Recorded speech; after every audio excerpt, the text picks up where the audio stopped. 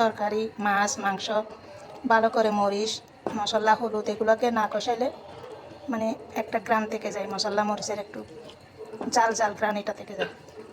একটু ভালো করে কষিয়ে যদি রান্না করা হয় তাহলে আর মরিচের গন্ধ, গ্রান, বেশি জাল এগুলো থাকে না।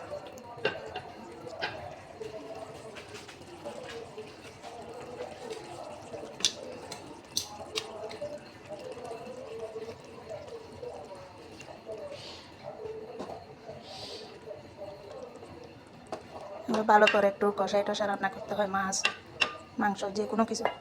আর এগুলো আমি আজকে নিজে বানাই ফেলছি, এগুলো মাছ দিয়ে রান্না করব, মাছের মাথা দিয়ে। একটু করে বেসন ছিল, রোজার বেগুনের জন্য কিনছিলাম, একটু বেসন আর একটু ডাল, যে পেঁয়াজুর ডাল, এগুলো ব্লেন্ডার করে একটু করে মিক্স করে তারপর বানাই ফেলছি।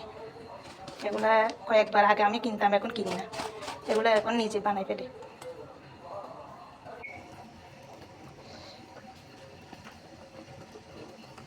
এগুলো দিয়ে দিছি ফুলুটিগুলো, এগুলা কে কী নামে ডাকে জানি না, এগুলোকে আমরা ফুলুটি বলি, ফুলুটি। ওগুলো বাজারে পাওয়া যায়, এই মাছ বাজারে, যেখানে মাছ বাজার, কাঁচা বাজার থাকে সেখানে বিক্রি হয় এগুলা।